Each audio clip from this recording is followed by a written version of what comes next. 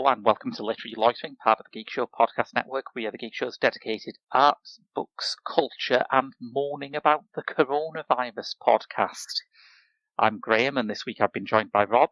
Hello. Sarah. Hello. And Andrew.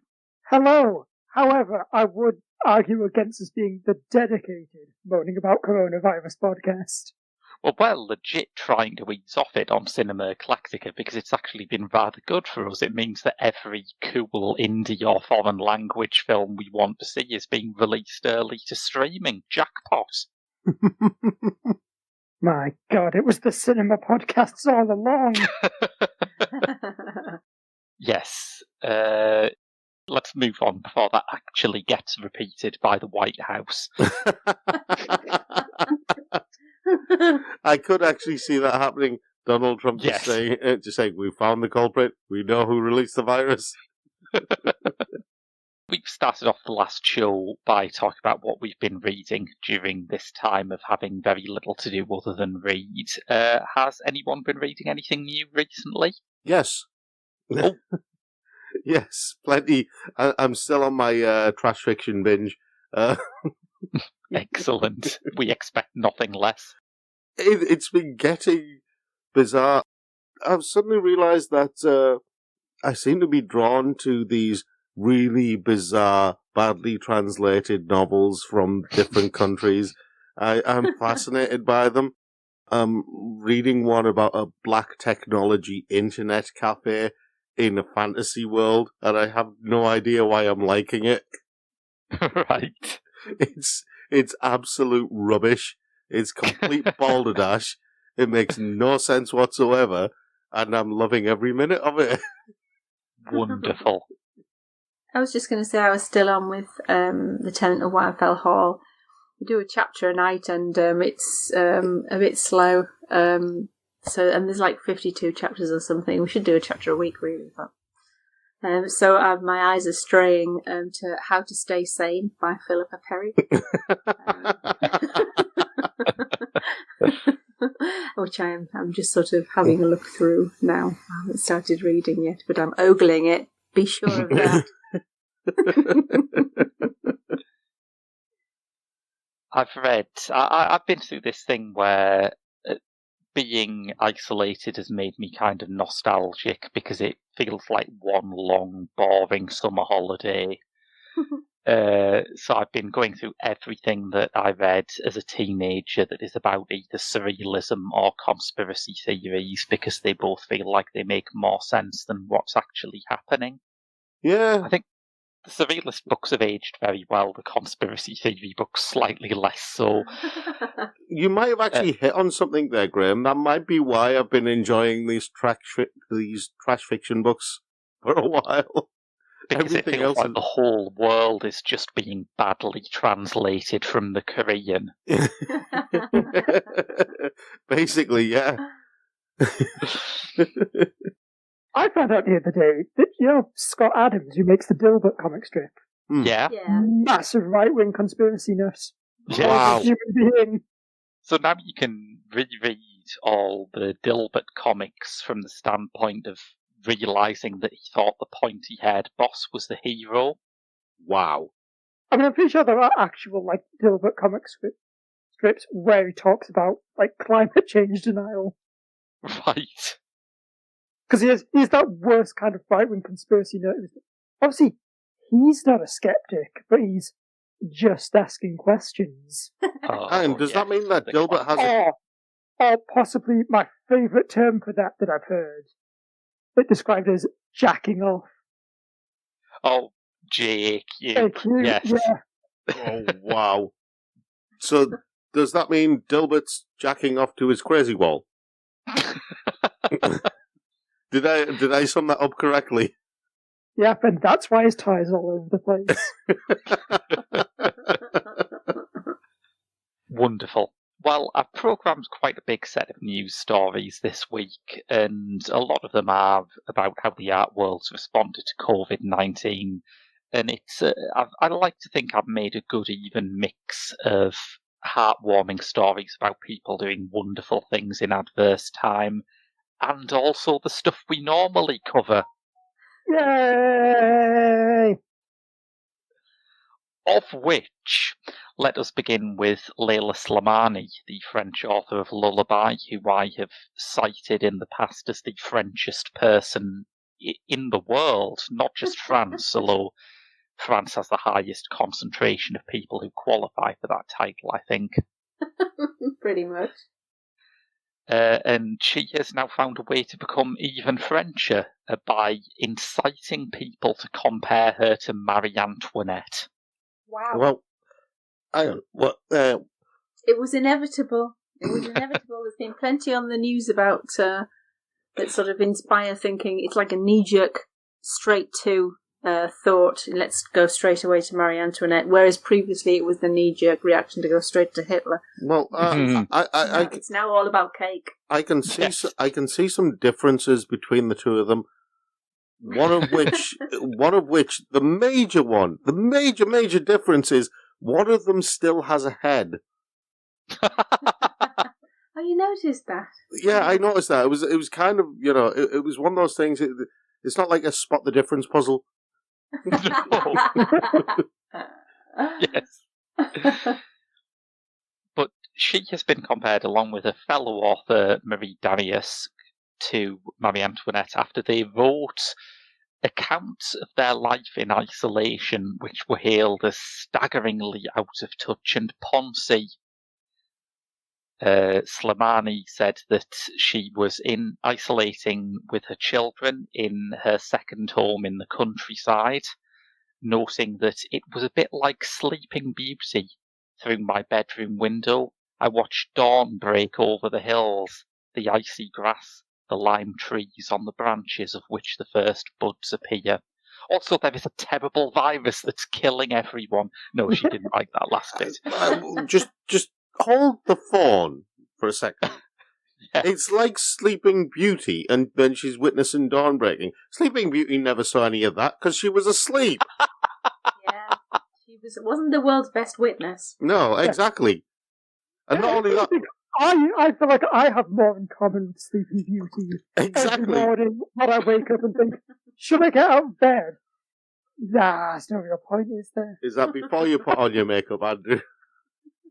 I think it's nice to compare yourself to Sleeping Beauty. First thing in the morning, I do get up and I think I'm going to cut that hedge down today.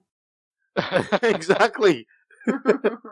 There's a few things in the way of the view. Bloody great big thorns for a start. Dariusek, who I wasn't familiar with before, has an even more perfumed account of isolation. She too is isolating at her second home in the countryside. It's just their thing. She says, 2 hinds graze in our fallow garden. We go to see the sea. It beats, heavy, strong, indifferent. The beach is deserted. I have a vision of a planet without humans. So at least they're socially distancing, I guess. Have they heard the phrase pretentious as balls? Did they find a statue of the Statue of Liberty? Partly submerged in the beach. I have to applaud that one. That was brilliant. It's gone back to France. What did you do? I mean, I am inspired to cut them some slack for 2 reasons. Firstly, as I've said, Lil Slimani is the Frenchest person ever, and if France is angry at her, France is angry at itself. When you describe her as like the Frenchest person, does she walk around with like onions strung around her neck? Look, she's written 2 novels, one of which was about sex addiction, one of which was about infanticide. She hates English loan words. I don't know what more I can say to persuade you how French she is. Liberté, égalité, Slimani. I have one more test. Oh. Right, one more test.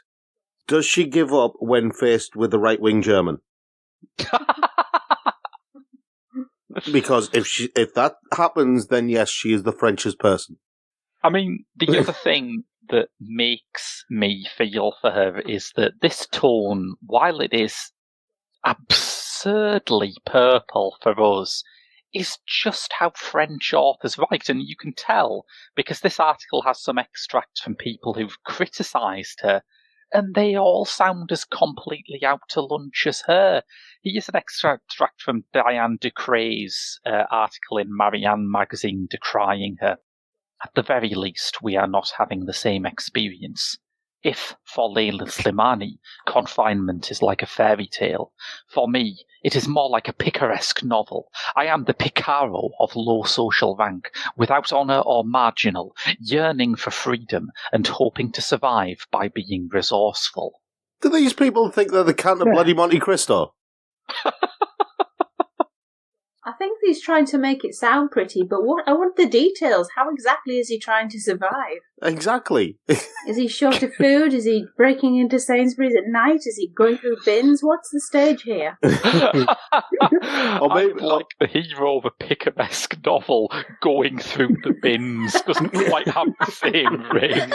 Exactly. Maybe if the picaresque novel is Fantastic Mr. Fox. Oh.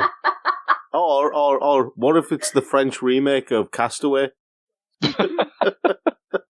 Item number 1 on my list for today, go and tilt at a windmill. Item number 2, go through the bins behind the back of Sainsbury's.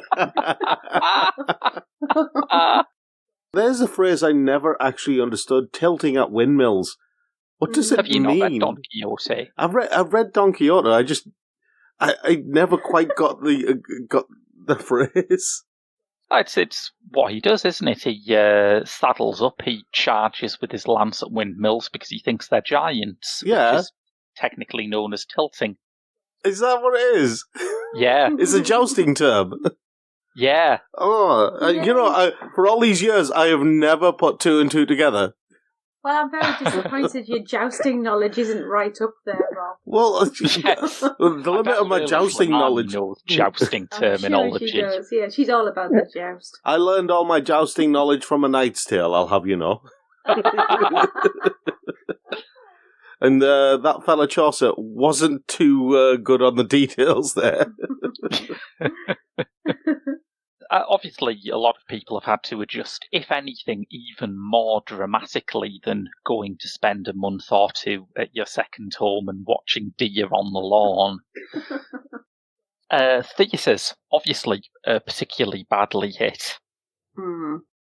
But there have been solutions.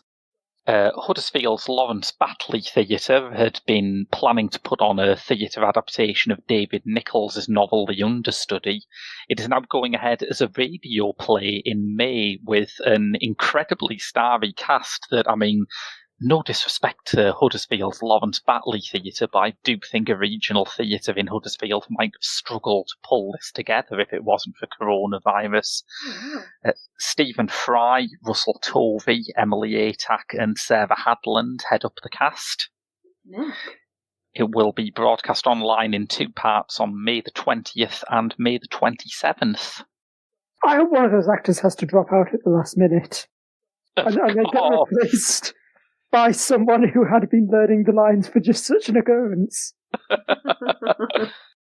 Boy, yes, that would be ironic. Lots of other stories like this, of course. The National Theatre is putting some of its filmed theatre performances online for week-long stretches. Candour and Ebb's Curtains is to be streamed in support of freelance workers and plenty more like this. There's also, and this is where it hits the weird zone, I think, there is an online recitation of Samuel Taylor Coleridge's The Rime of the Ancient Mariner, commissioned by Plymouth University, where segments will be read by Hilary Mantel, Tilda Swinton, Jeremy Irons, Marianne Faithfull, and the person who I think we all associate with the romantic poetry of Samuel Taylor Coleridge, Iggy Pop. Look, if you asked me, cast the film of The Rime of the Ancient Mariner, you'd better believe I would cast Iggy Pop as Nan himself. Or as the seagull. He could do it. He's wiry. Sorry, I meant albatross. I should say albatross. Yes, Of course. yes. Yes, with just like giant pathetic wings and no shirt on. Yeah. Yeah, definitely. Skinny little bird legs. It's the brainchild of Philip Poiret, the author of Rising Tide, Falling Star and Leviathan, who also appeared in Andrew Cossing's new film, The Whalebone Box, which I reviewed on Cinema Eclectica a bit back. And he has a fantastically offensive description of how pop got involved in it, saying, "He is the modern ancient mariner. He even looks like he's been on a raft in the Pacific for 6 months." But then Yeah, again, like- he's looked like that for the last 30 years. Yes. Oh, I forgot to mention this, but it also involves Marina Abramovich, who... are we all familiar with Marina Abramovich? Is she the one that does all those weird sex party things?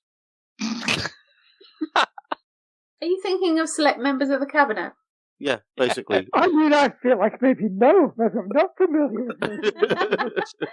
She was the one who did where she sat in a studio and everybody could queue up and just sit opposite her and look into her eyes for a period of time.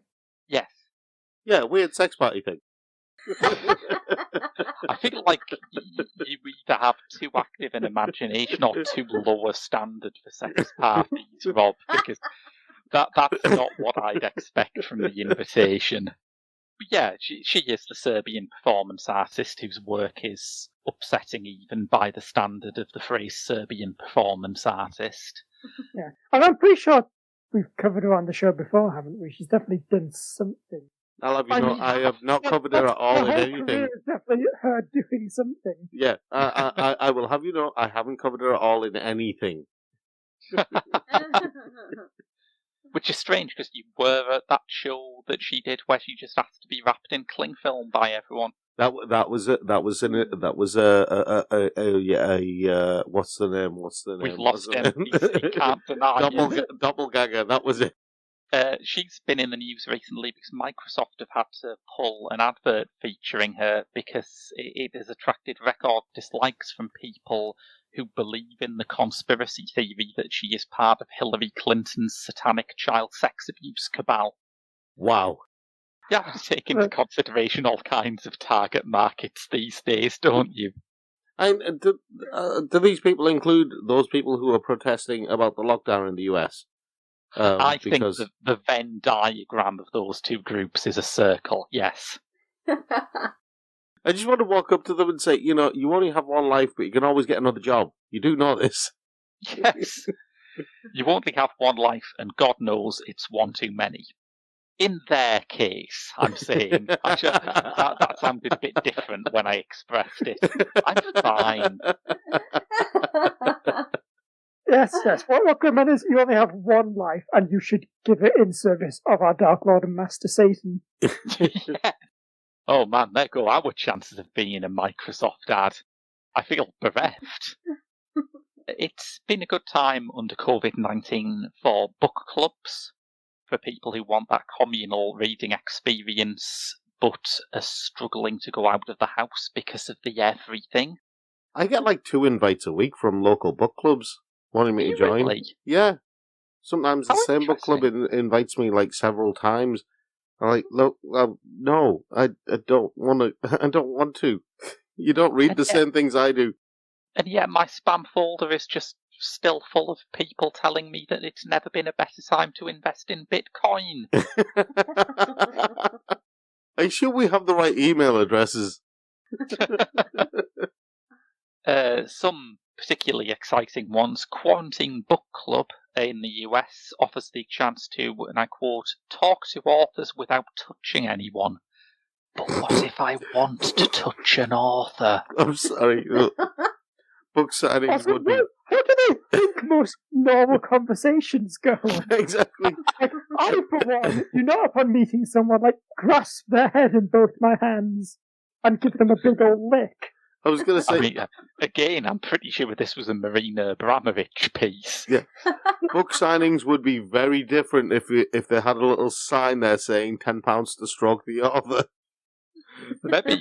Maybe you can, like, get your breasts signed or something, like it's a Motley Crue show. I've always thought that would really liven up Ali Smith's book signing events. Well, you never know, because once upon a time, that might have been the case, before we had things like rail travel, the internet, hygiene, things like that. Yes. Some other people have stayed firmly within their comfort zone. The German tennis player Andrea Petkovic has launched a book club, starting with a book by David Foster Wallace about tennis. Oh. Well, good bloody luck with that.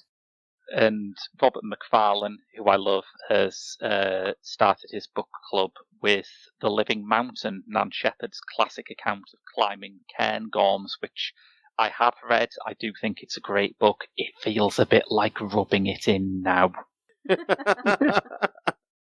Is this a new edition with the new forward explaining what a mountain is? And what walking was? I mean, Robert McFarlane has probably written that foreword. There is probably one that starts off with mountain from the ancient Icelandic Mjöntjörn. So that's quite nice. Some people, however, are starting more ambitious postal services. The New York arts magazine Civilization, which has published 4 issues, but it has, got worldwide press attention because it's a New York arts magazine. What's more important than that? Has decided to send personalized letters to its subscribers, which they can then send back customized with artwork of their choice. I have one question. It's called Civilization. Does that mean if I start reading it, I somehow lose like half a day? Is it anything like the game Civilization? Oh, I thought you were talking about the TV series with Lord Clark. No, I'm talking about we run in different crowds. I'm talking about the Sid Meier's stupidly addictive game called Civilization, where you just start playing and then, you'll start in the morning and then you look around and it's dark. The lights are off. The house is empty. Yes, and your sprawling city-state is in the midst of a brutal war with history's greatest monster, Mahatma Gandhi. Exactly. it's the truth. The whole game based around that episode of Red Dwarf, the Waxwork Planet, because that's what you're making it sound like. It can end up like that. It's one of those things where I think it was a glitch in the original game.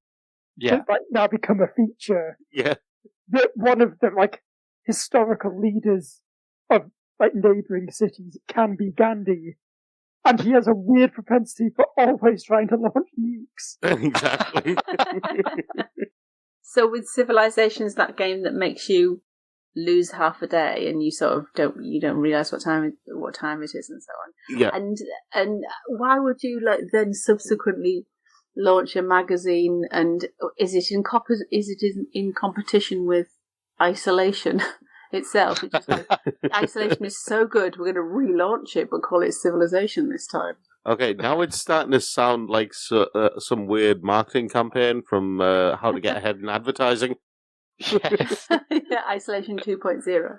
Well, wasn't that his marketing campaign for the spot cream? We're going to take the Lawrence of Arabia approach. We're going to hit them from behind by making spots cool. Yeah, I haven't seen that since the 80s. At the this is a very local reference, but at the Dovecote Arts Centre. Oh, wow. Trust me, listeners, if you live near Stockton, that's Proust's Madeline right there.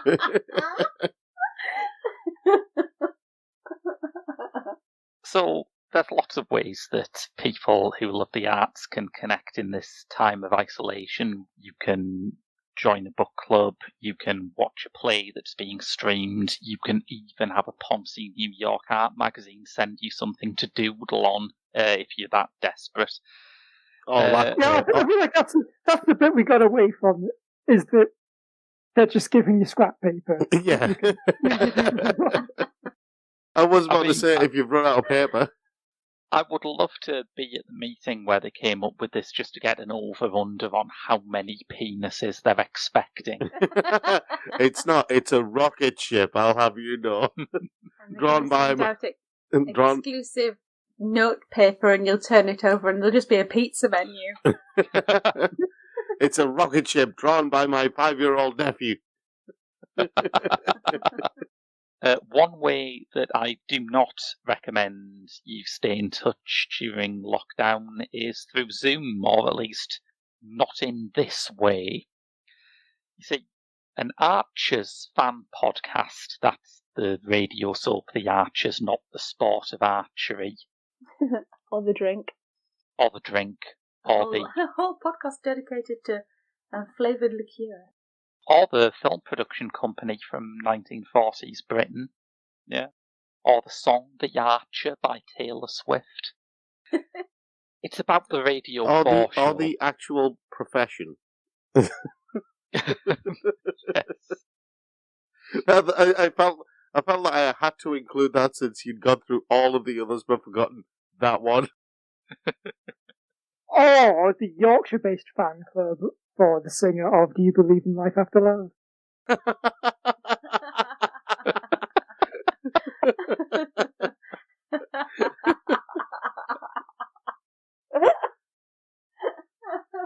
Okay, please carry. You may carry on now. No, I regret to say this is called the Dumpty Dum podcast after the opening of the theme tune. Dum-dee-dum-dee-dum-dee-dum. Sorry, we have to pay royalties on that now you've done that. Hold on. Dum-dee-dum-dee-dum-dee-dum. No, I only did 7 notes. Just under the bar. Yeah, I was going to say, if we have to pay royalties for that, HBO have really got us over the barrel.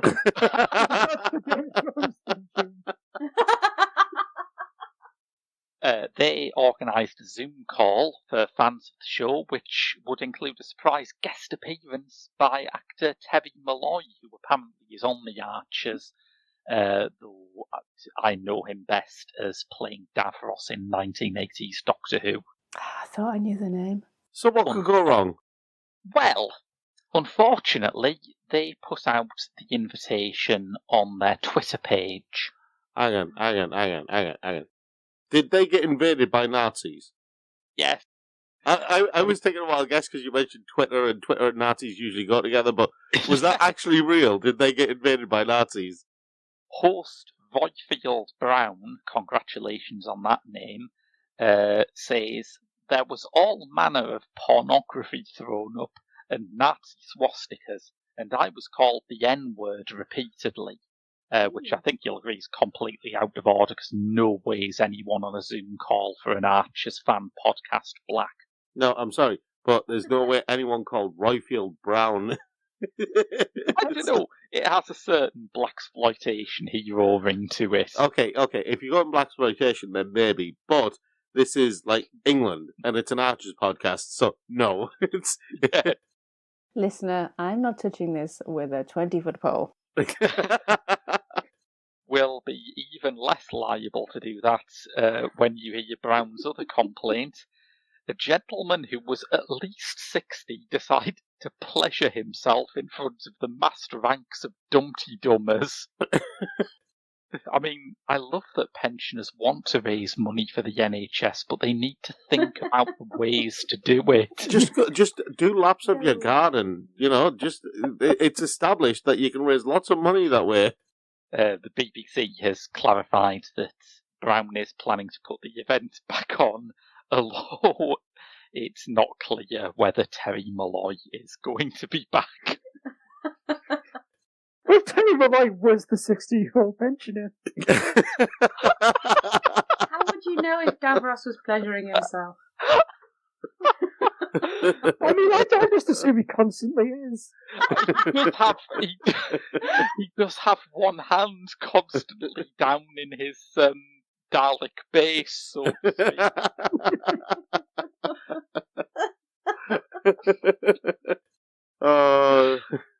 Oh, well, that ruined that classic TV character for me.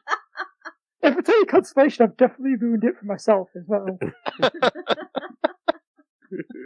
If you're still looking for something to do in the corona crisis, you're in luck. Oliver Basquiano at The Guardian has tried out artists' recommendations for sculptures and performance works that can be carried out at home. Now, I know what you're thinking. First question, is Yoko Ono involved? I'm delighted to say yes. Oh, thank God. Okay, I'm ready now. Go ahead. He has taken a look at her 1964 book Grapefruit, which was originally limited to 500 copies, but became bestseller when it was republished 6 years later with a foreword by her fella, musician from Liverpool, can't remember his name. And Donny Osmond. It includes instructions like, listen to a heartbeat, make music only with overtones, and, a bit more advanced this, imagine 1,000 suns in the sky at the same time. Let them shine for 1 hour, then let them gradually melt into the sky. Make one tuna fish sandwich and eat it. Has she been watching the 4th season of Andromeda? God, she is just... Is Yoko Ono just one of the most incredible con women of the modern age? I think she is. Like, Gwyneth Paltrow wishes she was on that kind of level. Well, maybe she is like the Sith Lord, and Gwyneth Paltrow and Marina Abramovich are kind of like the apprentices, the Padawans to the Sith Lord. That is Yoko Ono. There's no way that Paltrow could aspire to Yoko's level of whatever the hell it is she's doing. That's why she's still an apprentice. Yeah. No, I feel like Yoko Ono is like the Palpatine. Yeah, that's and what. then, like, Marina Abramovich is the actual apprentice. And then, like, Gwyneth Paltrow is the Darth Maul, like the one you think is going to be a big thing, and then gets sliced in half. Yeah. I'll go with that. That makes sense.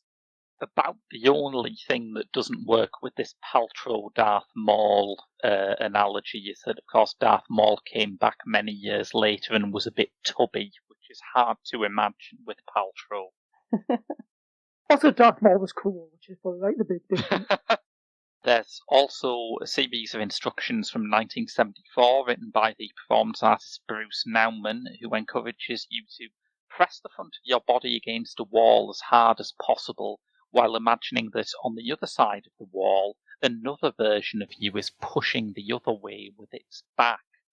He does warn you, this may become a very erotic exercise. Wallophilia. Do you remember the Full Monty? Yes. Do you know where I'm going with this? Do you remember there was that member of the troupe whose only talent was that he could run at walls? I remember that the last Hobbit film had a cave troll with a very similar party trick. Oh. I think I must say, Yoko Ono brings me no small amount of delight, even if I'm not sure on what level that delight exists. I do, however, think that the artist Paul McCarthy is an absolute shyster, and he definitely isn't taking this seriously. His suggestion is simply, use your penis as a paintbrush. No, this is for serious suggestions of, if you're gonna mess around, get out. What was his name? Paul McCarthy. The 5-year-old artist, Paul McCarthy. Because I remember on This Morning, a while ago, they had a painting of Philip Schofield and Holly Willoughby, which an artist had painted with his Todger. If anything, it seems implausibly classy for This Morning, but... It was... It's low-key just like a massive brag, isn't it? Yeah. Although it could backfire if people assume you were saying that not that it's long or thick, but that it's weirdly bristly at the end. Oh, that is... I think you'll find the horse hairs. It has Reeves stamped all the way across. Sorry, I had to find it. It was a fella called Tim Patch who apparently painted it. It feels like there's an innuendo in it. Now buy that very painting on very.co.uk. Can you? Wow. Have you Googled Philip Schofield Holly Willoughby dong painting? Because well, that's Holly Willoughby's company, so... Dong painting, the Chinese businessman. Sorry, that was an awful joke. I think we're deep enough into the podcast that people are expecting something of that quality. Yes. Oh, wow. We do have a bit of news that isn't about the vid. Go on then, I guess we may as well get it out the way. A couple of stories. On the International Booker long list, one of the books is Red Dog by Willem Anker, who does indeed seem to be a W anchor. Shame for shame. Well, it sounds harsh now, but this is the story. He is a South African novelist who has written a violent novel about the history of Cape Colony. And oh, wow. Clifford got dark in his later years. George Berridge noted in the Times Literary Supplement that it includes another feature which, not many breakthrough international novels have, which is to say passages copied almost word for word from Blood Meridian by Cormac McCarthy. Flipping heck. I mean, it's easy to see how he could have got away with it. McCarthy is a really obscure novelist that I bet no literary critics have ever read. Yeah, I was going to say, like, of all the people to pick, like, was it the most mainstream, like, thinking person's novel? It's also weird that he chose Blood Meridian. I mean, if he chose The Room, he might, say, well, the sentence only says, the man frowned. There's only so many ways you can vote that. But hi, this is Edison Crane popping in to say that I obviously meant The Road, not The Room. Although the idea of Cormac McCarthy doing a literary adaptation of Tommy Wiseau's film is actually pretty rad. No, let's take the one that has like 180 word sentences written in 3 different languages and several archaic dialects. Let's do that one. I'm pretty sure that won't stand out in my novel. But it doesn't seem to have done much harm to Anker's career, and I think I've worked out why. You see, in other cases where novelists are accused of plagiarism, it tends to be like a genre novelist. And when the plagiarism is discovered, everyone enjoys that story in the critical fraternity because it validates their suspicion that all these spy novels or romance novels or whatever are just unoriginal pap.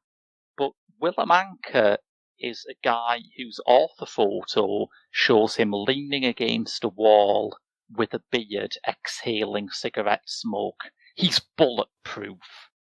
Okay. No one can penetrate his hipster defences. He can't be penetrated, eh? I mean, I was waiting for the bit where there's some kind of, like, article defending him about, like, exploring the nature of truth in narrative. and what even is a novel? It's a collection of words, but what are words? I'm like, could anyone really say they own words? Yes. McCarthy himself apparently had an unusual borrowing from a previous author of the American West, although it wasn't to do with that author's writing. He built an annex to his house using only bricks salvaged from James Agee's old home. So Nick and I was about to say, so Nick and his ideas wasn't enough yet. Nick his house as well. Fabric. They're just a bit weird, aren't they? Yeah, I think that's been my major critical insight from years of doing this show. They're just an odd bunch. Final story about an author who guarantees you level-headed, good, sensible behaviour. Ernest Hemingway. I was going to say, did you say guarantees or guarantees? There has been a collection of Hemingway's letters published, and normally I don't know who the hell buys these collections of authors' private correspondence, to be honest. They buy them so they can be closer to the author, so they can understand the author's thought process, and also read some of their, their naughty letters to their mistress, lover, whatever. If I wanted that, I'd just go to a book signing and get John Updike to sign my genitals or something. But no. Hemingway sent a letter to his publishers, Jonathan Cape, over their decision to censor the phrase "go f*** yourselves" from his 1932 book Death in the Afternoon. And it's a pretty great letter, actually. I'm not a big fan of Hemingway's fiction, but if he just wrote angry letters to his publisher, he'd be one of the greatest authors who ever lived. All pleasure I had about the book coming out in England was effectively and completely removed by your letter of November the 3rd. Don't you understand that any excisions or changes have to be made? It is I who will make them if the book is not to be bollocksed up. I thought we'd gone into that once. If you want to publish any more books of mine, and it is quite all right if you do not, it is necessary to understand this very clearly. You are not my vicar. If the Pope is the vicar of Christ, it is because our Lord is not here upon earth to make his own decisions. I am not Christ, oddly enough.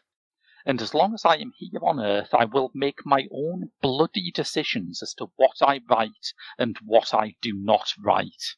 I love the ice cream van accompaniment in the background. Yeah, sorry about that. There's nothing I can do. It's always here the noise comes from, isn't it? If it's a train or a dog barking or a flipping ice cream van, that's new. It's fine, we'll release it as a single. It's a bit. I've been re-listening to Chris Morris's Blue Jam, and I think I've heard so few radio shows since then that give me the same feeling. But I think reading out the private correspondence of Ernest Hemingway while ice cream van chimes play in the background could totally do it. That is up there, yeah. I can see that. It's the new Art House podcast. I'm still screaming at, I am not Christ, oddly enough. I mean, a lot of people who met Hemingway would probably be surprised to hear him say, "I am not Christ." As Jarvis Cocker once sang, "I am not Jesus, although I have the same initials." I always thought Hemingway looked more like Santa Claus. Yes, or Papa Smurf, as we found out once. Oh, Big Papa Hemingway, yeah.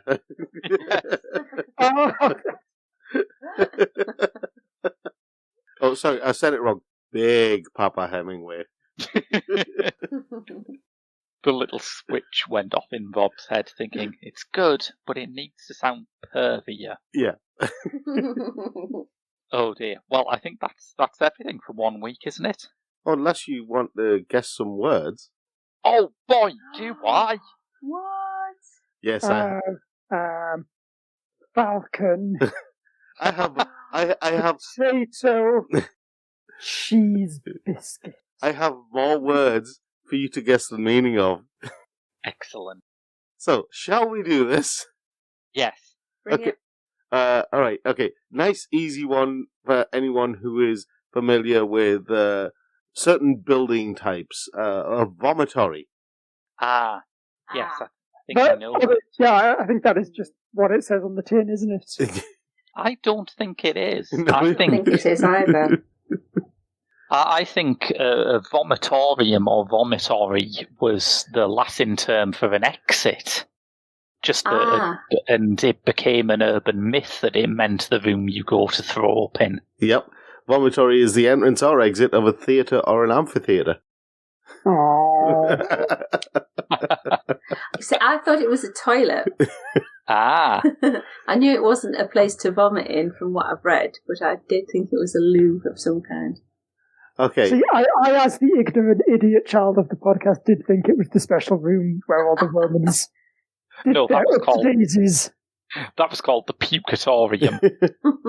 Of course, my mistake. Okay. What is a snollygoster? Oh, God. Snollygoster. It's a good word, isn't it?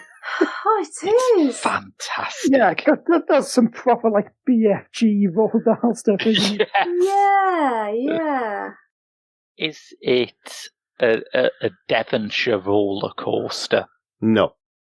Is it somebody who has a heavy cold whilst being rained on and manhandling an umbrella? Nope.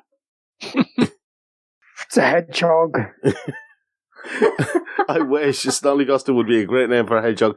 No, it is a shrewd or unprincipled person. Wow. Yep. Okay. Okay, so what about smell fungus? I'm sure these aren't Roald Dahl words, though. Yes, I'm absolutely sure. Is it a slang term for nose? Nope.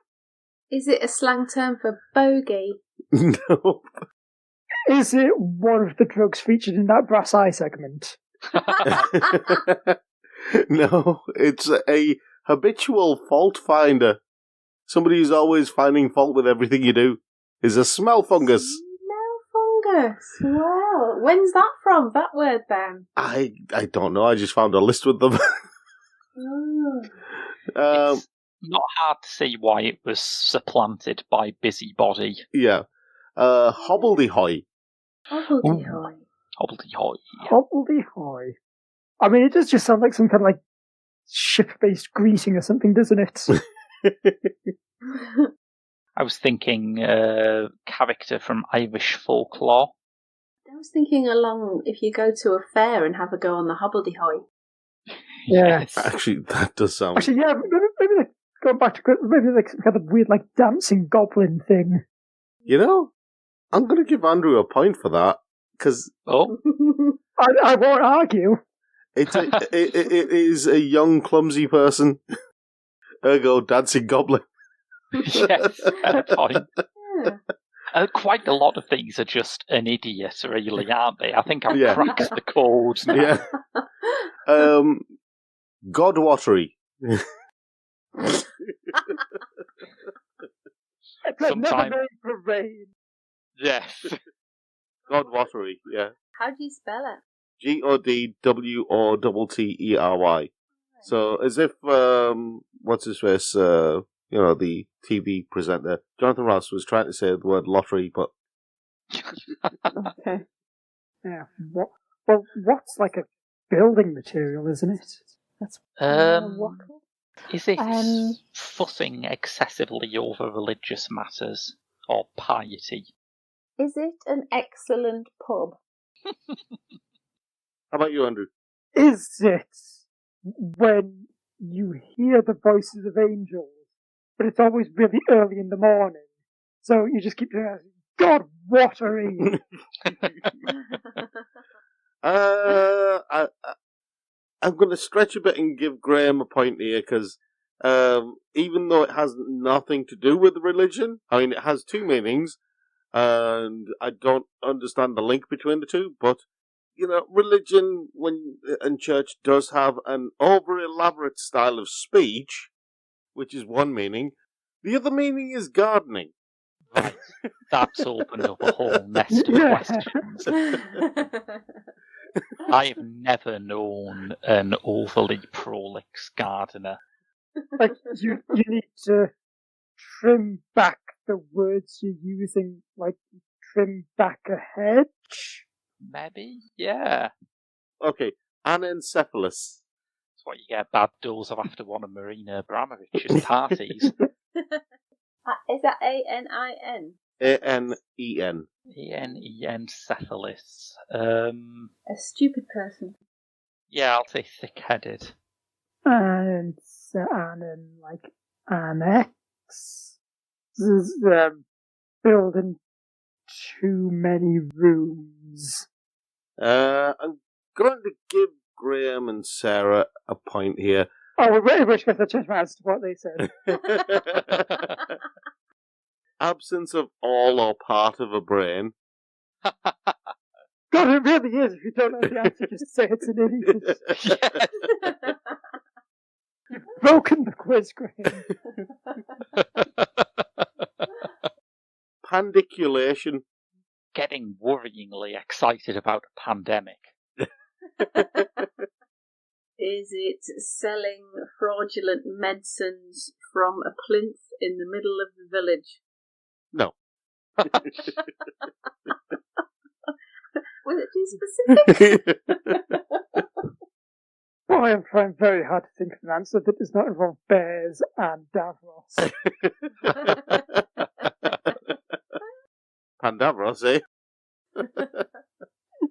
Is it when you're well learned on just a whole bunch of different subjects? Nope. Apparently, it is the way your torso stretches when you are tired or yawning. Wow. All right. Okay.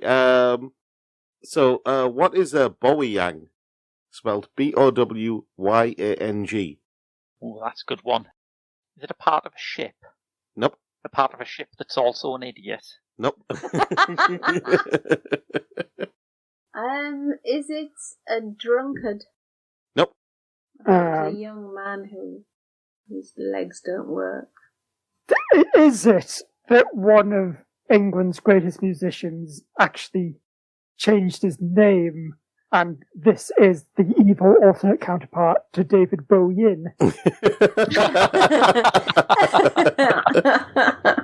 Do you know, I'm going to give Andrew a point for creativity. It has nothing to do with the answer, but creative. Right, no, it is actually a strap that holds your trousers up. That's a bit disappointing, really. Yes. I mean, it's so much more pleasing to say than belt, isn't it? Yeah. Yeah.